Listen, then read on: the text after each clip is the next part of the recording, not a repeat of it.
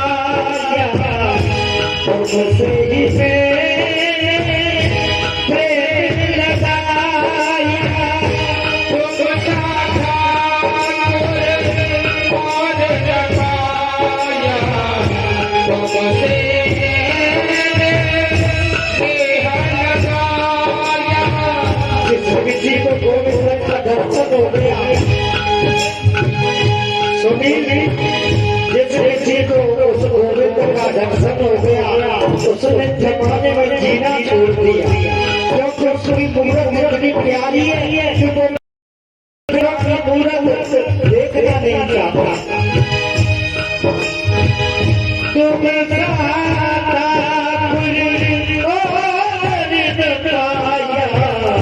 तुमसे ही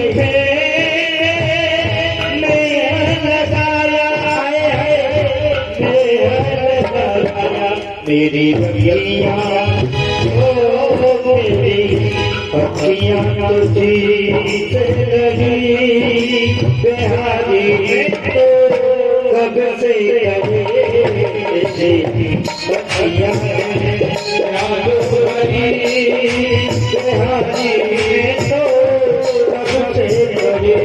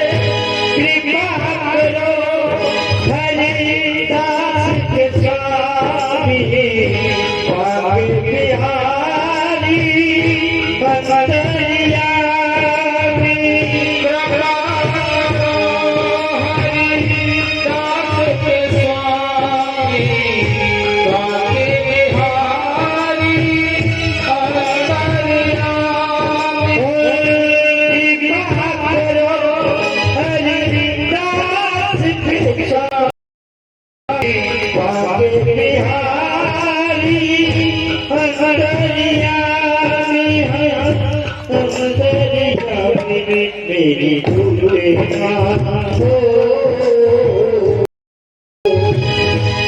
मेरी तुझे वजन आइए सभी गाएंगे क्योंकि हमारा रोज का काम है गोविंद का नाम लेने का। आपको मौका मिला आप भी गाएंगे। मेरी अखियाँ हैं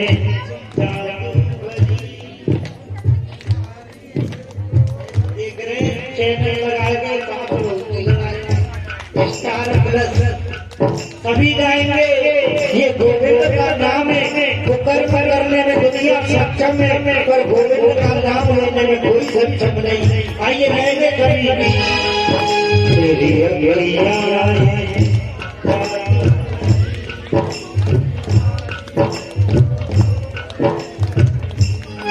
हाय हाय रे बिहारी कब से करी हाय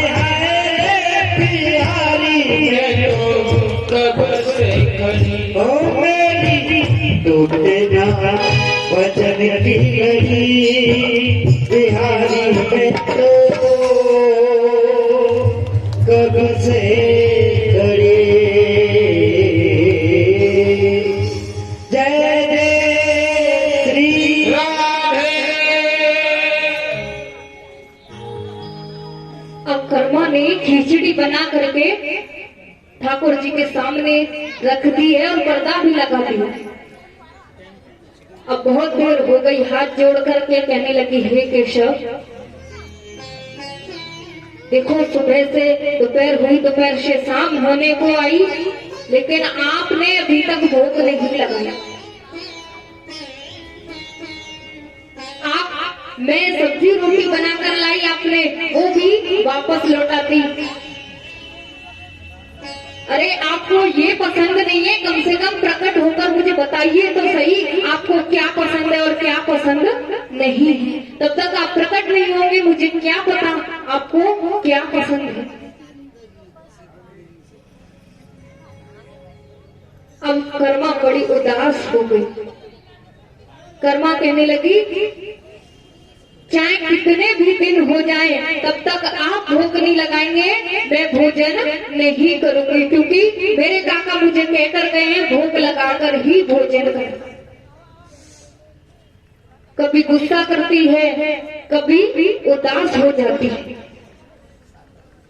कभी कहती है मुझे आप बताओ तो सही, क्योंकि अगर मैं भी मुझे मेरे काका कहकर गए हैं कि भोग लगाकर ही भोजन करना है, कहीं तू पहले ही कर ले, और मैं मर गई ना तो कलंक तुम्हें लगने वाला है, क्योंकि तुम भोग नहीं लगाओगे तब तक मैं भी खाना नहीं खाऊंगा। भगवान कहने लगे अब तो मुझे जाना ही पड़ेगा। तो कर्मा हाथ जोड़ करके बैठ जाती है, पर्दा लगाया है तो भगवान प्रकट हो करके कर्मा की खिचड़ी का भोग लगाने लगे।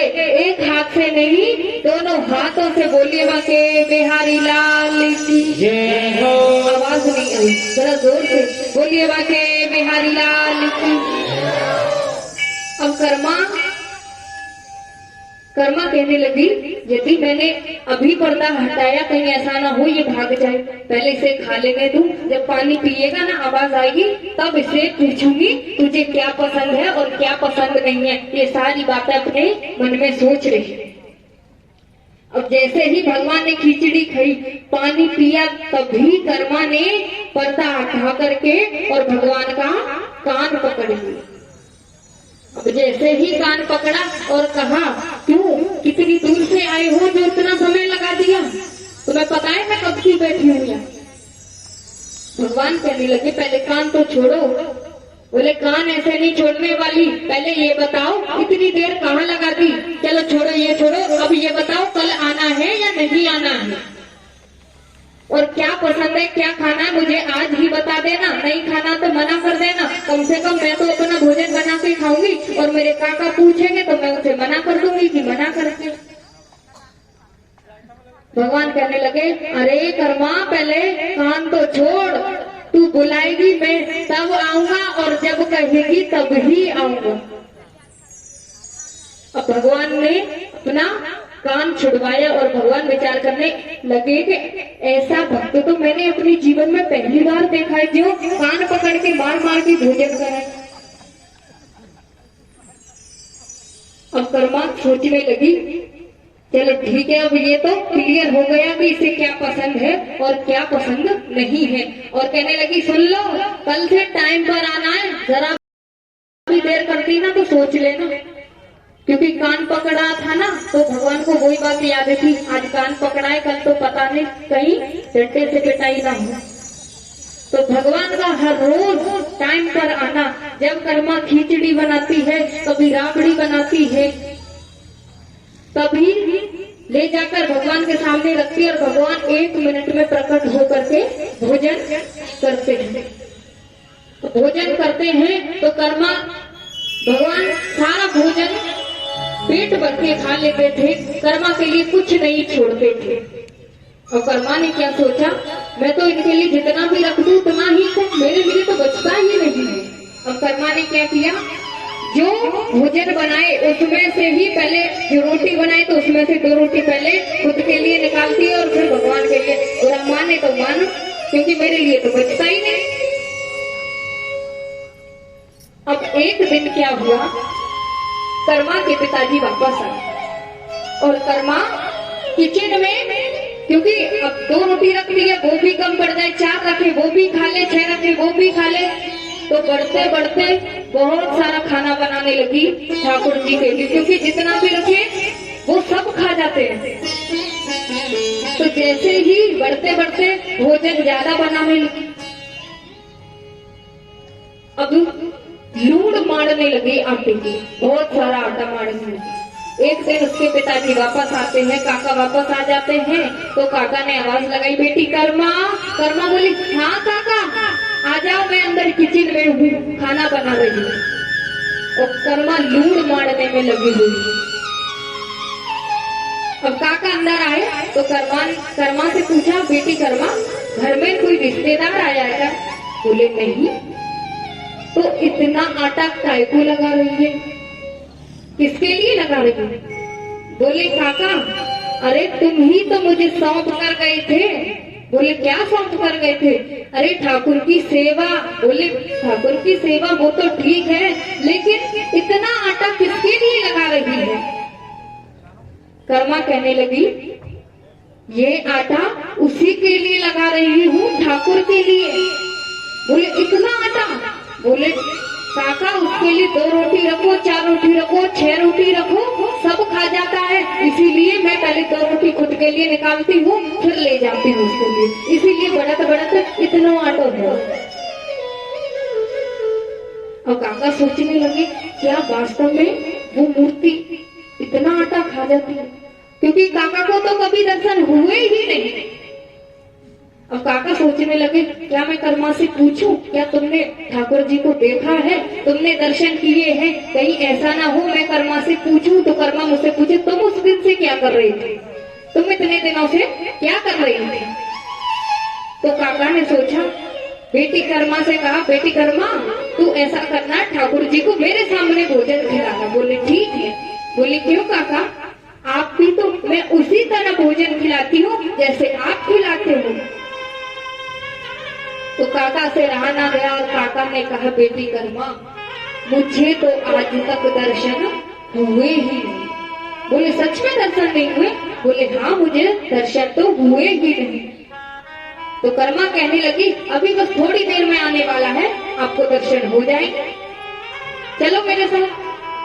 अब जैसे ही थाली परोस कर लाती है और भगवान के सामने रखती है और पर्दा लगाती है और काका से कहने लगी अभी आने वाला है, बस 1 मिनट में आता है, और थाली सुपड़ा साफ, कभी कब आए कभी चला जाए किसी को पता नहीं चलता।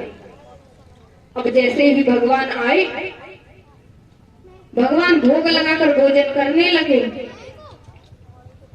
तो कर्मा को दिखे और कर्मा के काका को नहीं दिखे। तो कर्मा ने पूछा पिताजी आपको लो आ गया मेरा ठाकुर, कर लीजिए दर्शन। बोले मुझे तो दिखाई नहीं दे रहे। बोले तुम्हें दिखाई नहीं दे रहे, अच्छा फिर से चालाकी। तो कर्मा ने फिर से जाकर कान पकड़ लिया और कहा बाप को दिखता है बेटी को दिखता है, बाप को नहीं, चालाकी करता है मेरे साथ, मुझे दर्शन दे रहा है इसी तरह मेरे बाप को दे। तो भगवान कहने लगे कर्मा पहले कान तो छोड़। कर्मा से कहा अरे कर्मा जिस तरह तू सच्ची है, जैसा तेरा स्वभाव है तू सच्ची है, तेरी तरह तेरे काका सच्चे नहीं है। तू अपने काका से बोल कि पहले तेरी तरह सच्चे हो जाए। तो कर्मा ने कहा काका ये तो ऐसे कहते हैं कि तुम मेरी तरह सच्चे हो जाओ तब आपको दर्शन दे।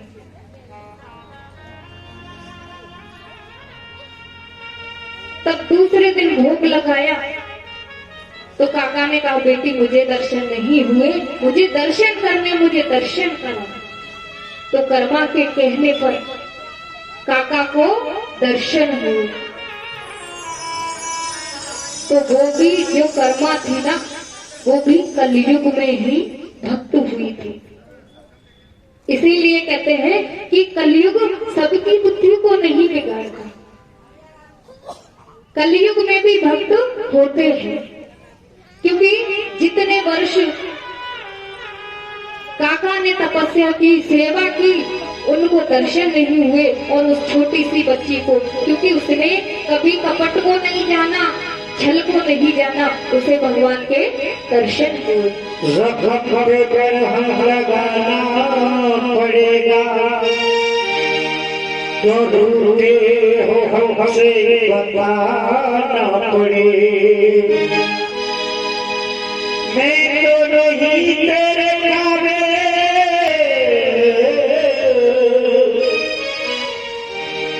मगर मेरे काबे बनाना पड़ेगा।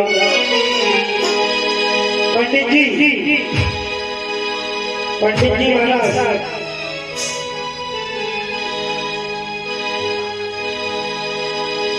मैं कितना अधम हूँ ये तुम जानो। आज कर्माबाई के पिताजी पापा आज गजगन रेडी में डेडू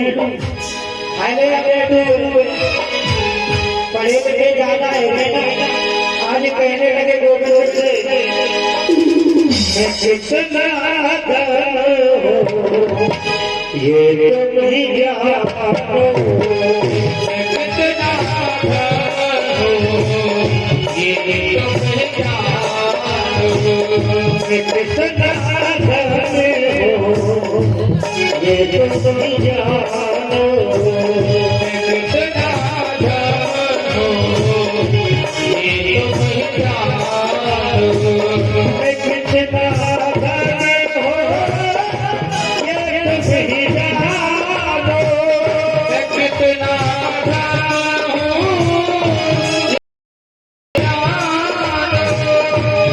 कितना जाने हो ये तुम ही जानो कितना ये तुम मैं क्या चाहता हूँ ये तुम ही जानो कितना जानो ये तुम जानो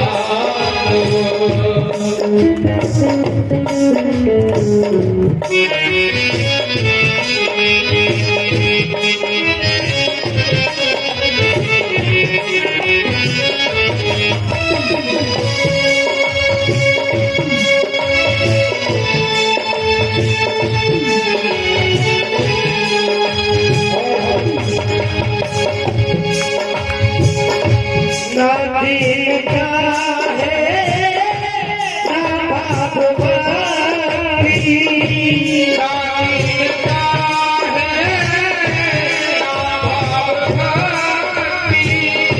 ना दीदा है ना बाप बारी ना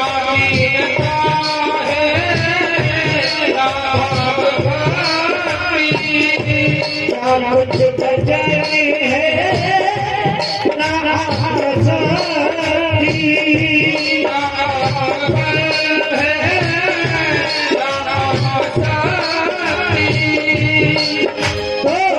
मैं क्या मांगता हूँ ये तुम ही जानो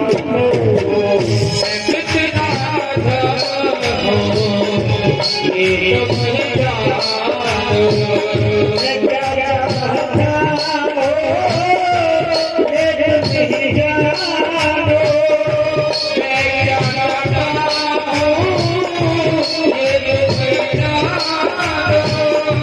कितना धर्म हो ये तुम ही जानो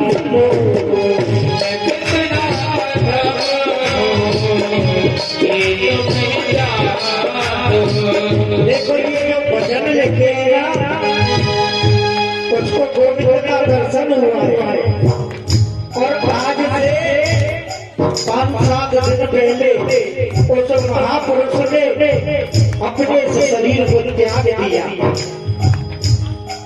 जिसको बाबा रसिक पागल जी कहते हैं। वृंदावन धाम में उन्होंने ज्यादा से ज्यादा 4 या 5 दिन हुए हैं। उस महान पुरुष ने अपने शरीर को मिट्टी में विलीन कर लिया और ये आत्मा श्री जी के चरणों में विलीन हो गई। प्रेम से बोलेंगे राधे मैं कितना ये तुम ही जानो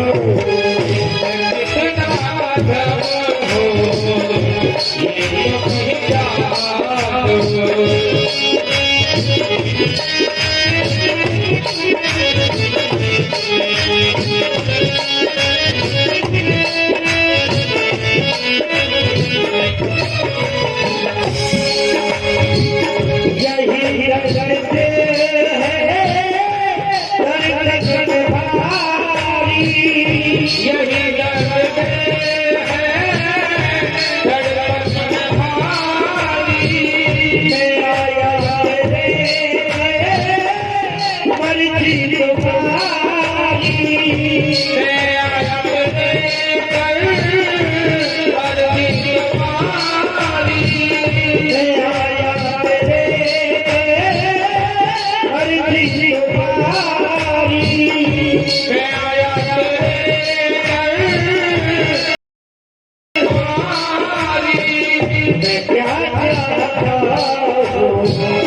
मैं क्या चाहता हूँ। भगवान के लिए जरूर पापों को जगाना है जीवन में से, ये तुम भी जानो।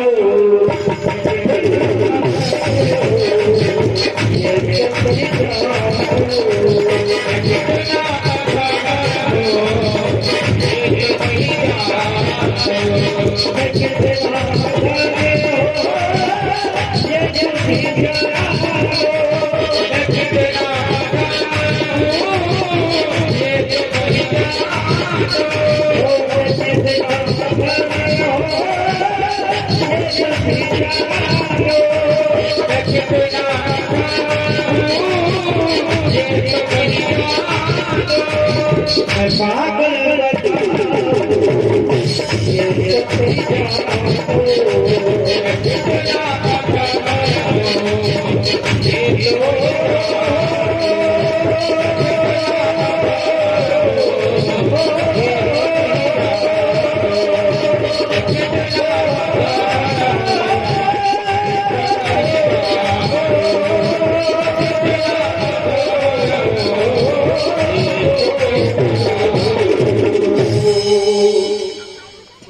कितना अधम हूँ, ये तुम भी जानो।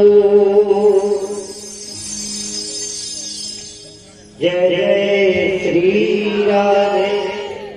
और बोल रहे आधे पीछे स्टूल हमारे पास बनी हुई है, महंगी टिकट लगाइए, नहीं बोली। जय जय सही है। कछुआ पैदा पास बने हुए नहीं बोली।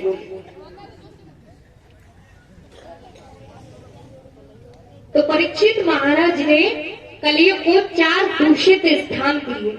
तो कलयुग ने कहा, महाराज आपने मुझे 4 स्थान दूषित दिए हैं, कम से कम एक स्थान तो अच्छा दे दो। तो कलयुग पर दया आई और 5वां स्थान परीक्षित महाराज ने कहा दिया, सोने में। हाँ, 5वां स्थान सोने में दिया। लेकिन गीता में लिखा है धातुनाम अस्मि कांचन। इसका मतलब क्या है? कौन से सोने में कलयुग का वास है और कौन से सोने में भगवान का वास है? शायद आपको पता है। परिश्रम से कमाया हुआ सोना, परिश्रम से कमाए हुए सोने में भगवान का वास है। और जो चोरी करके सोना होता है ना, चोरी करके लाते हैं और दूसरे लोगों को परेशान करके जिस सोने को चुराया जाता है, उस सोने में कलयुग का वास होता है। तो पहचान हो गई कौन से सोने में कलयुग होता है। जो परिश्रम से कमाया हुआ सोना है, उसमें भगवान का वास होता है।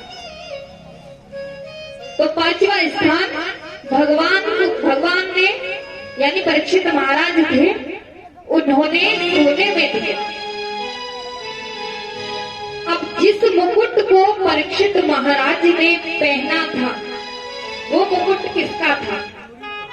वो चोरी का तो था, लेकिन किसका था? सोने का भी था, ये भी बात सही है, लेकिन जो मानव पहनता था, जरासंध को याद करो, जिसे पांडव, जरासंध का मुकुट था, जिसे पांडव लोग लेकर आए थे। भीम दादा युद्ध में लेके आए। जरासंध बड़ा पापी था। इस मुकुट की वजह से कलयुग वास करते थे। इस मुकुट में कलयुग का वास था और वो जरासंध का मुकुट था।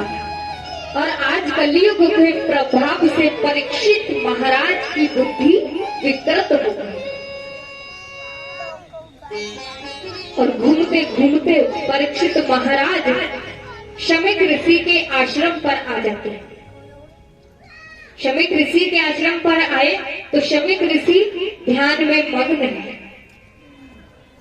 तो घोड़े पर सवार परीक्षित महाराज मुकुट पहने ऋषि से कहते हैं, सुनो ऋषि, मुझे जल पिलाओ, मैं प्यासा हूं।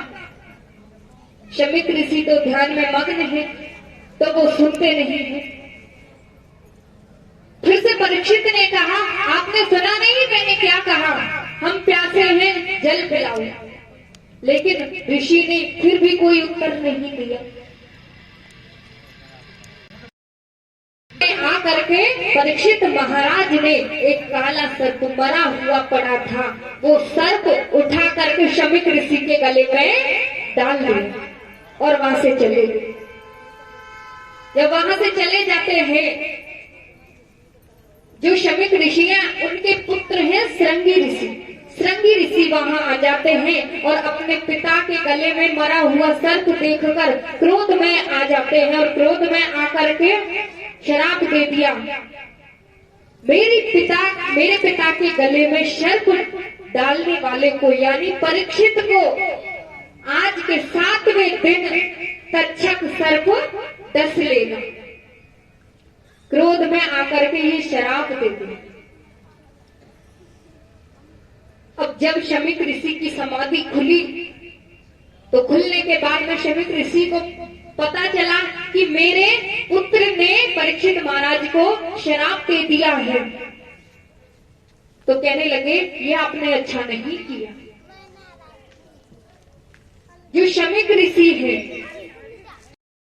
शमिक ऋषि के एक शिष्य हैं गौरमुख नाम के, गौरमुख से कहा परीक्षित महाराज को समाचार दिया जाए, आज के 7वें दिन उन्हें तक्षक सर्प डसने वाला है। तो परीक्षित महाराज को समाचार मिला, क्योंकि परीक्षित महाराज अपने महलों में आए और जो मुकुट पहना था ना, वो मुकुट उन्होंने नीचे उतार कर रख दिया। और जैसे ही उतार कर रखा, क्योंकि उस मुकुट में कलयुग का वास था, तो उनकी बुद्धि विकृत हो गई कलयुग की वजह। जैसे ही मुकुट उतारा है, तो उन्हें अपनी गलतियों का पश्चाताप होने लगा। ये मैंने क्या कर दिया? मैंने एक ऋषि के गले में मरा हुआ सर्प डाल दिया और उनका अपमान कर दिया। अब जो गौरमुख नाम के शिष्य हैं वो आते हैं और परीक्षित महाराज को समाचार मिलता है, आज के 7वें दिन तुम्हें तक्षक सर्प डस लेगा, जिससे तुम्हारी मृत्यु हो जाएगी। तो परीक्षित महाराज के ज्येष्ठ पुत्र हैं जन्मेजय, जन्मेजय को राजगद्दी पर बिठाया। परीक्षित महाराज को पता चल गया था कि मेरी मृत्यु होने वाली है, इसीलिए परीक्षित ने अपने जन्मेजय जो ज्येष्ठ पुत्र हैं, सबसे बड़े पुत्र, उन्हें राजगद्दी पर बिठाया और बिठाने के बाद में राज्य अभिषिक्त करने के बाद अपने गृह का त्याग करके चले गए। परीक्षित ने राज्य का त्याग किया और सर्वस्व छोड़कर वन में चले गए। परीक्षित से मिलने के लिए सुखदेव महाराज आए। सुखदेव महाराज आते हैं तो परीक्षित ने सुखदेव जी का वंदन किया। वंदन करके सुखदेव जी ने उन्हें अपनी ज्ञान की चर्चाएं सुनाई।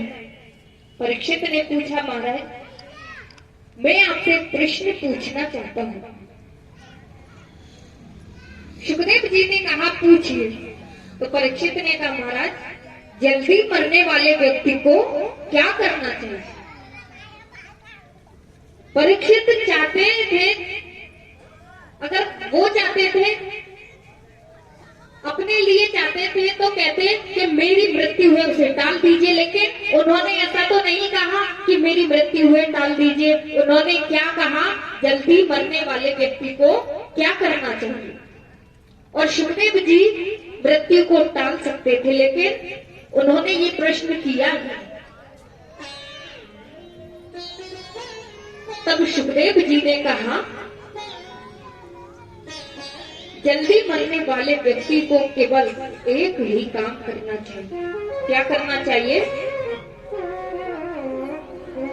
श्वास श्वास पर कृष्ण भजे, वृथा श्वास जाने खोए, ना जाने यह श्वास को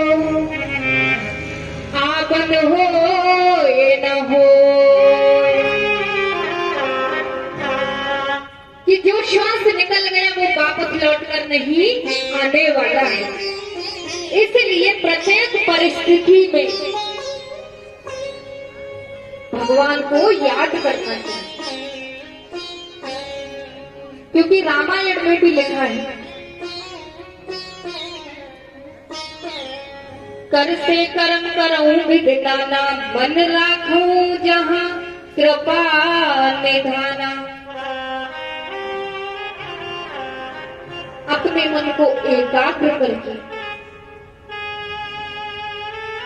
मन एकाग्र नहीं होगा तो हम भगवान को याद कर ही नहीं सकते, क्योंकि हमारा मन ही एकाग्र नहीं है, इधर उधर भटकता है, तो हम भगवान को याद नहीं कर सकते। इसीलिए मन की एकाग्रता करके ही भगवान को याद करना चाहिए। भक्ति भाव तभी संपूर्ण होता है। तो सुखदेव जी ने कहा, जल्दी मरने वाले व्यक्ति को केवल यही करना है, पर प्रत्येक स्थिति में जैसी भी स्थिति हो केवल भगवान को ही याद करना है। अब भगवान अपने भक्तों को सरल स्वभाव के होते हैं, जिनके अंदर कपट ना हो, छल ना हो, केवल उन्हें ही दर्शन देते हैं।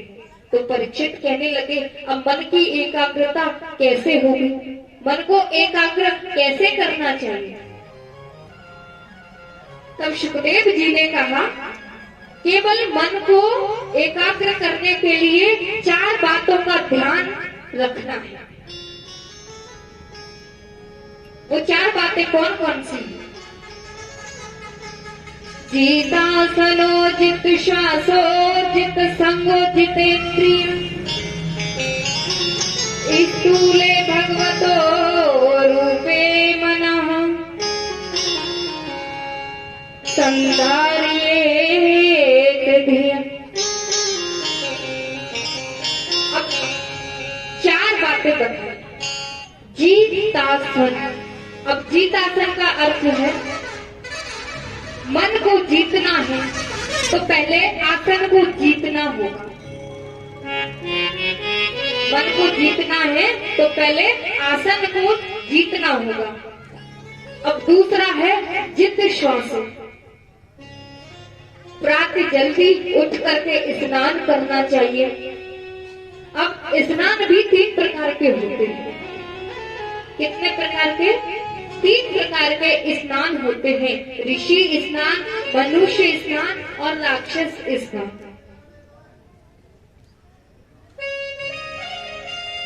अब जित श्वासो यानी सुबह जल्दी उठ करके स्नान करना चाहिए।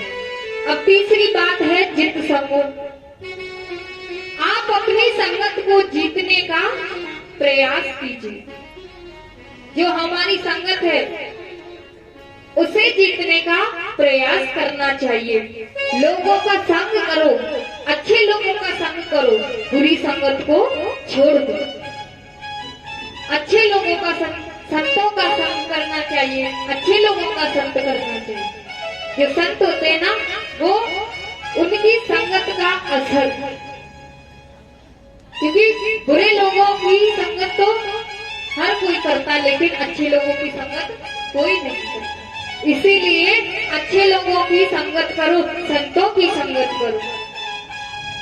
अब चौथी बात आती है जितेंद्रिय। इंद्रियों के ऊपर बात आती है। इंद्रियों को वश में करना, इंद्रियों को। ये 4 बातें हैं। मन को एकाग्र करना है तो 4 बातों का ध्यान अवश्य रखना है। सुखदेव जी कहते हैं, परमात्मा का चिंतन करके हम परमात्मा का चिंतन करते हैं तो हर कार्य सफल होता है। सुखदेव जी ने परमात्मा का चिंतन किया, फिर परीक्षित ने पूछा सुखदेव जी, प्रभु सारी सृष्टि को कैसे बनाते हैं? सारी सृष्टि का कैसे निर्माण करते हैं? सुखदेव जी कहने लगे, सारी सृष्टि में पहले कुछ नहीं था। सारी सृष्टि में पहले कुछ नहीं था, केवल पर ब्रह्म था। एक बार पर ब्रह्म के मन में विचार आया। क्या विचार आया? कि मैं एक से अनेक हो जाऊं। वो सोचने लगे मैं एक से अनेक हो जाऊं। तो पहले पर ब्रह्म ने जल का निर्माण किया। संस्कृत में जल का अर्थ होता है और नार से अयन, अयन यानी मकान बनाते हैं। नार प्लस अयन, नारायण। अब नारायण हो गया, नारायण की नाभि से एक सुंदर कमल का पुष्प निकला। पुष्प यानी फूल, सुंदर सा फूल निकला और कमल के फूल के ऊपर 4 मुख वाले ब्रह्मा जी का प्राकट्य हो। ब्रह्मा जी के 4 मुख हैं। ब्रह्मा जी कमलनाथ के तंतु में प्रवेश कर गए। जो कमल होता है ना, उसके तंतु में प्रवेश कर गए। तब ब्रह्मा जी ने स्वयं के बारे में जानना चाहा। तब ब्रह्मा जी को 2 वर्ण सुनाई दिए, ता और पा। यदि तपस्या करोगे तो तुम्हें पता चलेगा कि मैं कहां से आया। तब ब्रह्मा जी ने तपस्या की तो भगवान के दर्शन हुए। श्रीमन नारायण भगवान के दर्शन हुए। ब्रह्मा जी ने कहा, हे प्रभु, वंदन किया। कहने लगे, आज मैं बड़ा खुश हूं जो मुझे आपके दर्शन हुए। तो भगवान कहने लगे, अब ब्रह्मा जी ने सृष्टि का निर्माण किया। तो ब्रह्मा जी कहते हैं, आपने इतना ऐश्वर्य मुझे सौंप दिया। यदि इतना ऐश्वर्य मानव के पास हो तो गर्व होने लगता है, और यदि मुझे अभिमान हो गया फिर। भगवान कहने लगे, जो ऊंट होता है ना, ऊंट जब तक पहाड़ के नीचे नहीं जाता तब तक वो अपने आप को सबसे ऊंचा समझता है। पहाड़ के नीचे जाने के बाद में पता चलता है कि मैं तो बहुत छोटा हूं। उसी प्रकार ये ऐश्वर्य की जो भावना है तुम्हारे अंदर, ये भी उसी प्रकार है। कहने लगे कि संसार में जो भी वस्तु है या फिर संसार में जो वस्तु नहीं है फिर भी वो दिखाई देती है, और जो होने पर भी दिखाई नहीं देती उसे भगवान की माया समझो। कहते हैं पृथ्वी, जल, तेज, वायु, आकाश, इन 5 तत्वों से ही दुनिया बनती है। इन 5 तत्वों से ही दुनिया का निर्माण होता है। ब्रह्मा जी ने सृष्टि का निर्माण किया। अब परीक्षित कहते हैं सुखदेव जी से, आप मुझे ये बताइए, भगवान जल्दी किसको मिलते हैं? भगवान जल्दी किसको दर्शन देते हैं, किसको मिलते हैं? तो कहने लगे, भगवान उसी को मिलते होंगे जो दिन में 5 बार स्नान करता हुआ। क्या 5 बार स्नान करने से भगवान मिलते हैं? कहने लगे, अगर भगवान 5 बार स्नान करने से प्राप्त होते ना, तो जो कोल भील है ना, वो तो 4 महीने तक स्नान नहीं करते थे, लेकिन प्रभु ने फिर भी उनको अपने हृदय से लगाया। तो परीक्षित कहने लगे, फिर उम्र देखते होंगे? बोले, उम्र भी नहीं देखते देखते, यदि उम्र देखते तो ध्रुव तो केवल 5 वर्ष के थे, लेकिन 5 वर्ष की अवस्था में ही ध्रुव को भगवान के दर्शन हो गए थे। तो परीक्षित कहने लगे, अगर उम्र नहीं देखते तो जाति तो देखते ही होंगे।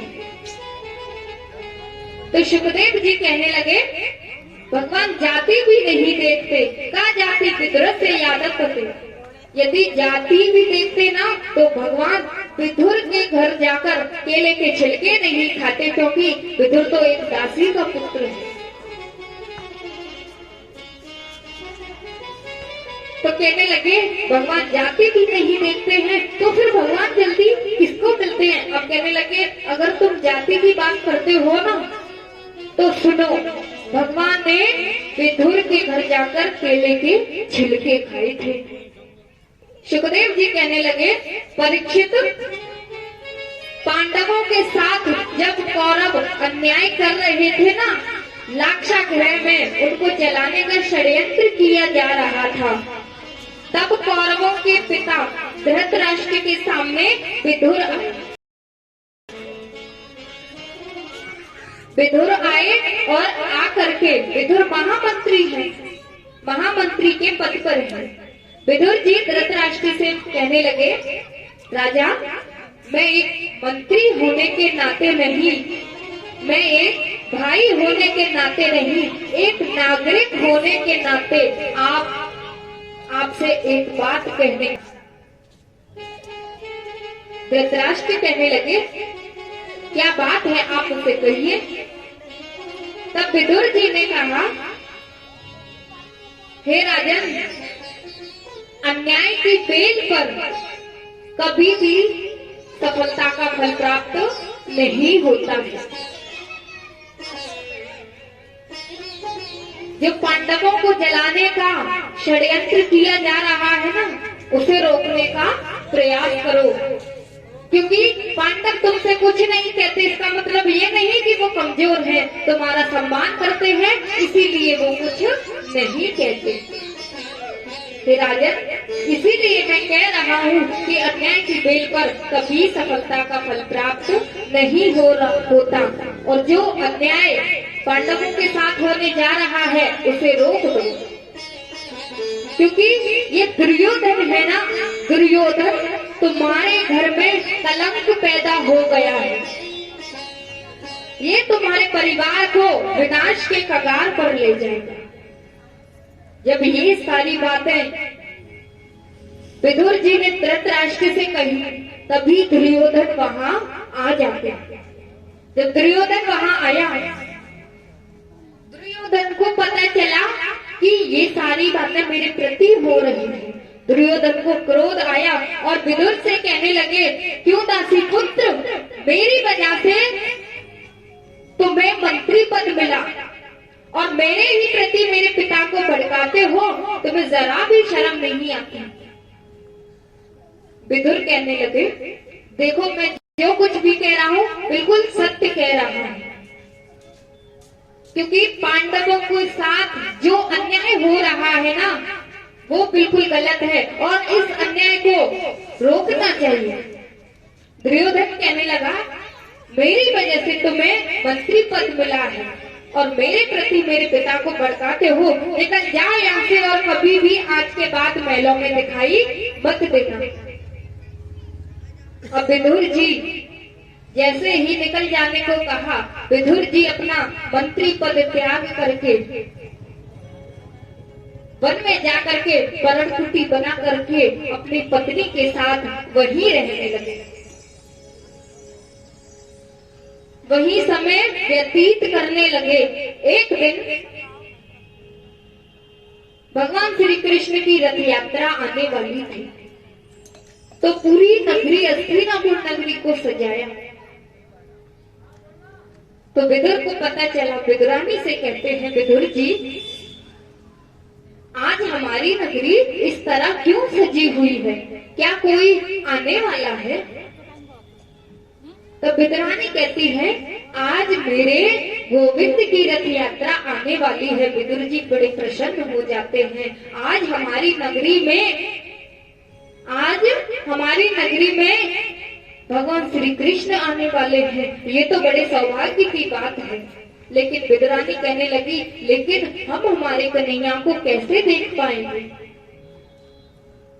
क्योंकि आपका मंत्री पद तो है नहीं।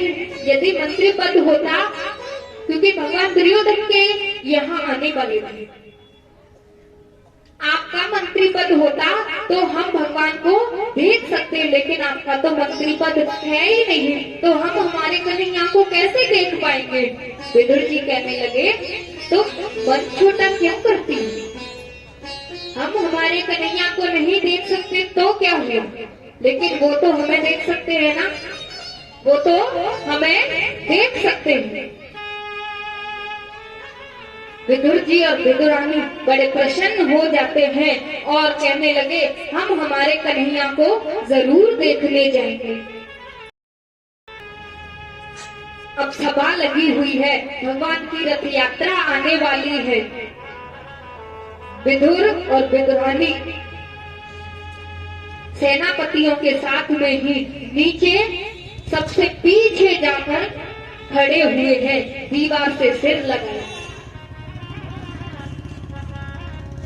अब जैसे पीछे जाकर खड़े हो गए, भगवान रथ यात्रा पर, भगवान की रथ यात्रा आई, सभी लोग पुष्प बरसाकर भगवान का स्वागत करने लगे।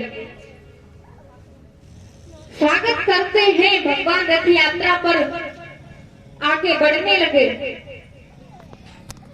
दुर्योधन ने भगवान के लिए सुंदर सिंहासन बनाया, अच्छी तरह से सजावट कराई और अपने रसोइये से कहा, 56 प्रकार के व्यंजन बनवाए और कहने लगे, एक भी मिठाई बनाना मत छोड़ना, सब तरह की मिठाई बनाना, ऐसी मिठाई बनाना कि कभी उस ग्वालियर ने खाई ही ना हो। 56 प्रकार के व्यंजन बनवाए। सभी लोग भगवान का स्वागत करने में, जैसे ही भगवान सिंहासन पर विराजमान हुए तो भगवान इधर उधर देखने लगे, तो भगवान की नजर विदुर पर पड़ी। विदुर पर पड़ी है तो विदुर जी विदुरानी से कहने लगे, अरे देखो भगवान मेरी तरफ। विदुर के देखने पर भगवान देखने लगे, भक्त और भगवान की आंखें मिल गई। विदुर जी बड़े प्रसन्न हुए। प्रसन्न होने के बाद में दुर्योधन उनका स्वागत करने में लगा है। दुर्योधन सोचने लगा, हम इनका स्वागत करने में लगे हैं और ये पता नहीं किसे देखते, क्योंकि भगवान तो विदुर को देख रहे थे और नजरों ही नजरों में इशारा किया और कहा कि हम तुम्हारे घर जरूर आएंगे। विदुर समझ गए और विदुरानी से कहने लगे, तुम घर जाओ और घर जाकर गोबर का चौक लगाओ और अच्छे से साफ सफाई करो, घर को सजाओ। विदुरानी चली जाती है। विदुरानी से कहते हैं, तब तक मैं देख कर आता हूँ पांडवों के भाग्य का क्या फैसला होता है।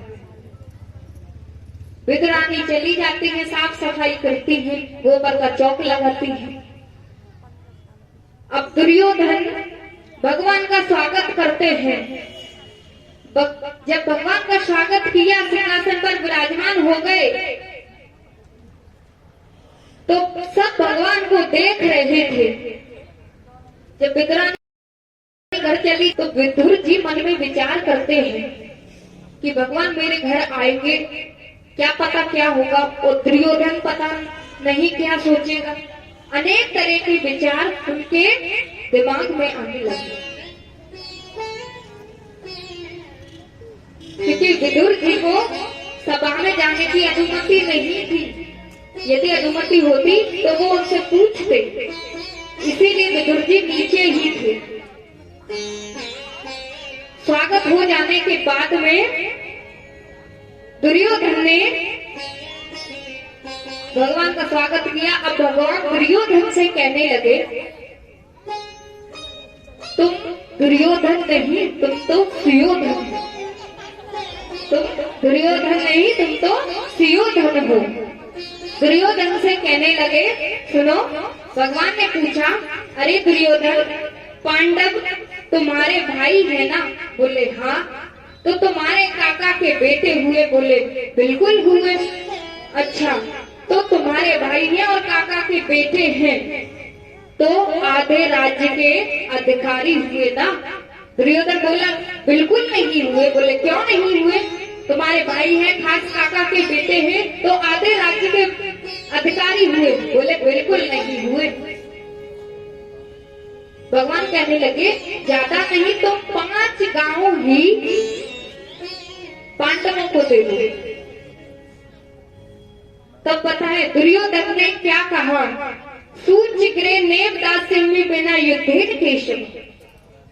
मैं सुई की नोक के बराबर जमीन भी बिना युद्ध के नहीं देने वाला हूं। जब तक युद्ध नहीं करूंगा, मैं सुई की नोक के बराबर भी जमीन इनको नहीं दूंगा। अब भगवान को क्रोध आ, भगवान गुस्से में आए। अब धृतराष्ट्र भी वही थे, सभी लोग सभा में बैठे हुए थे।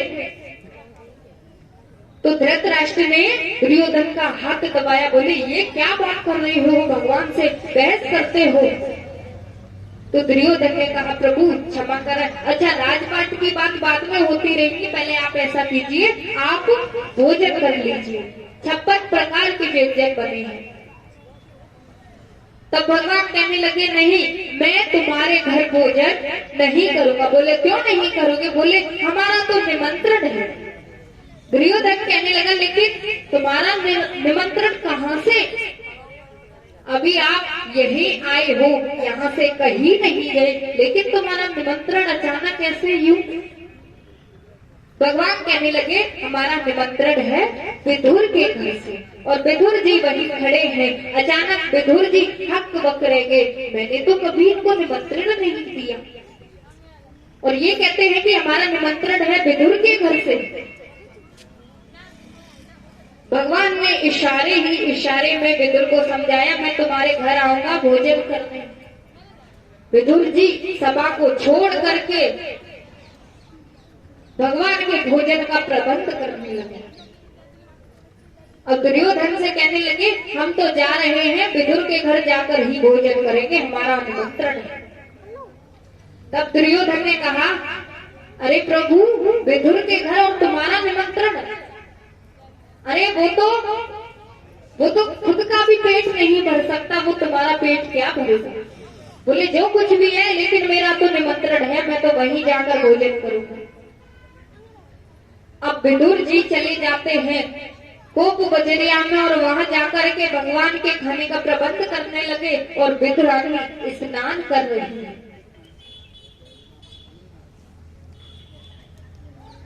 स्नान करने लगी, तभी भगवान नंगे पैर ही विदुर के घर के लिए चलने लगे। अब विदुर के घर जाने लगे, तब विदुर को पता चला ये तो भगवान मेरे घर आएंगे, मानेंगे नहीं। अब विदुर जी कुप बजरिया में जाते हैं, जो विदुर का घर था ना, वहीं पास में केले का बगीचा था। विदुर जी वहां से द्वार को अच्छे से सजाते हैं। सजाने के बाद में भगवान द्वार पर आ जाते हैं, केवल विदुरानी ही घर में है। भगवान द्वार को खटखटाते हैं, विदुरानी अंदर स्नान कर रही है, गीले वस्त्र हैं। भगवान ने जैसे ही आवाज लगाई, अरे काकी जी द्वार खोलो। भगवान की आवाज सुनकर विदुरानी गीले ही वस्त्रों में द्वार खोलने के लिए आई। द्वार खोलने के लिए आती हैं, द्वार खोला है, और भगवान को देख करके बड़ी प्रसन्न हो जाती हैं। ये भी भूल जाती हैं कि मैंने गीले वस्त्र पहने। भगवान को देखकर बड़ी प्रसन्न हो जाती हैं। क्या खिलाऊं, क्या पिलाऊं, कहाँ बैठाऊं?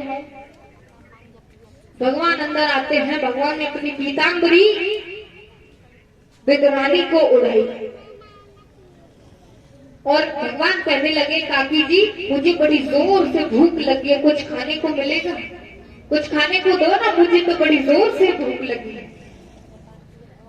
विदुरानी गई, घर में कुछ नहीं था, कुछ केले थे, वही ला करके भगवान को केले छिलके भगवान को खिलाती रही और जो फल थे वो एक तरफ फेंकती रही।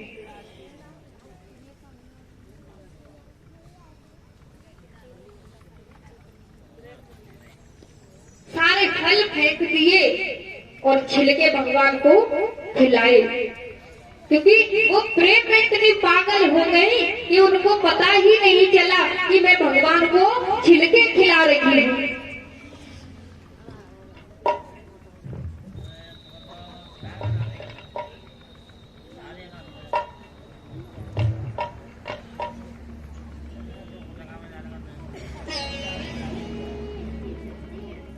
विदुर जी के घर जब भगवान विराज हैं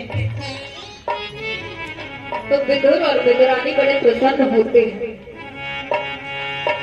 विदुर घर आए मेरे बांके बिहारी, विदुर घर आए मेरे बांके बिहारी, विदुर घर आए मेरे बांके बिहारी, विदुर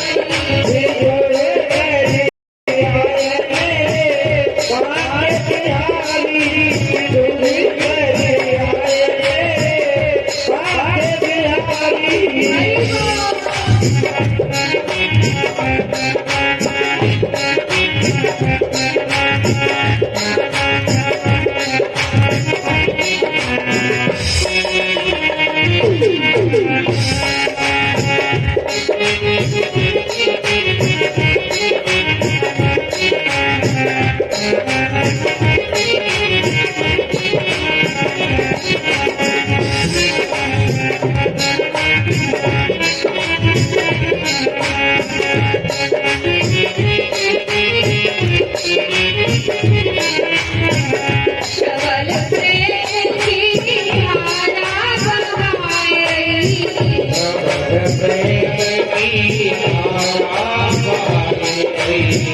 सबल प्रेम की धारा बहाए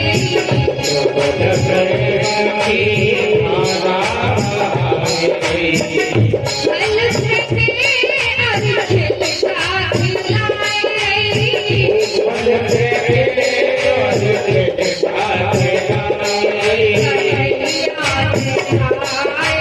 खुश